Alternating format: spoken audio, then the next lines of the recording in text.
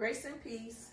Grace and peace. I'm Susan. I'm Frank. And together we're Team Adkins. We're bringing you Word 'em Up Wednesdays with New Life Fellowship. And today's scripture will come from John 15, verses 1 through 5. And it reads, I am the true vine, and my Father is the gardener.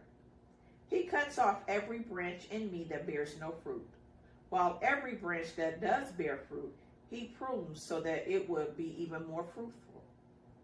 You are already clean because of the word I have spoken to you. Remain in me, as I also remain in you. No branch can bear fruit by itself. It must remain in the vine. Neither can you bear fruit unless you remain in me. I am the vine. You are the branches.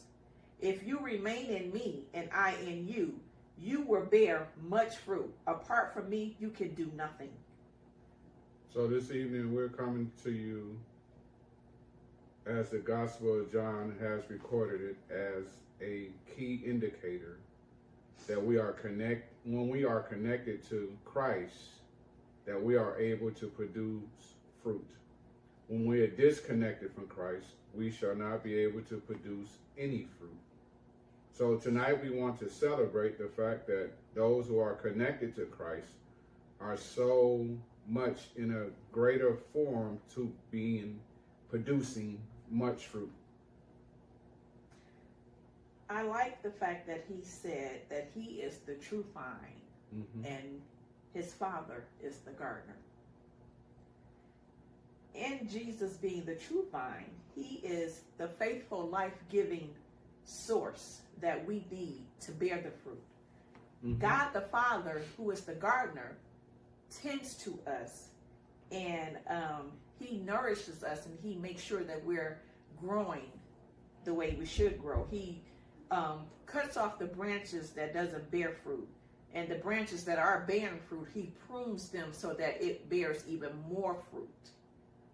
And also in that, knowing that without Jesus, we can't do anything because he is our source. So how do you define the gardener's role in this scripture? The gardener's role in this scripture, I define it as a horticultural scientist, who is the science of plants. That person knows the plants inside and out. He knows what it needs to nourish each plant. He knows how much sunlight the plant needs to grow, how much water it needs to grow. He knows if it needs some specific nourishment. He knows what soil it needs to be planted in order for it to grow.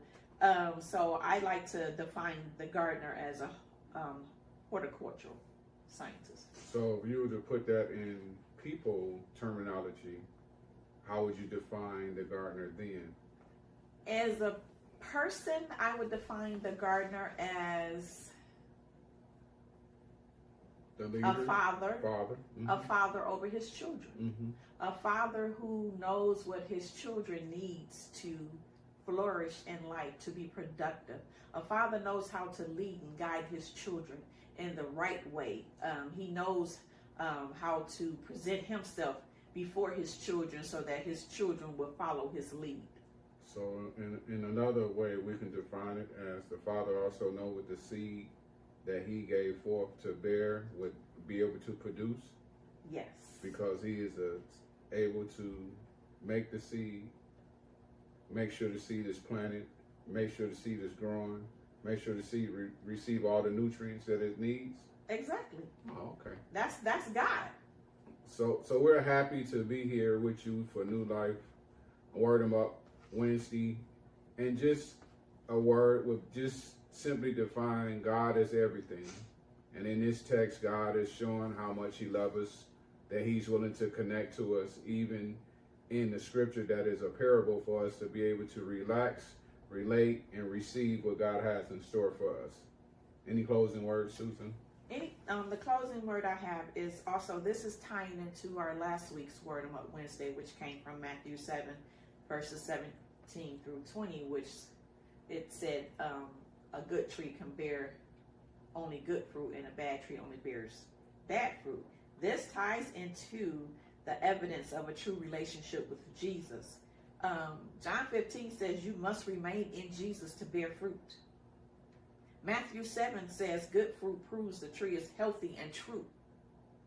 The conclusion, fruitfulness is not optional. It's evidence of real discipleship. God actively tends the faithful. God prunes the faithful and removes the unfruitful. He prunes the fruitful and removes the unfruitful. Matthew 7, unfruitful trees are cut down. Conclusion, God is not passive. He is actively cultivating or cutting depending on the response of the individual. Both passages warn against looking the part but lacking real connection to Christ.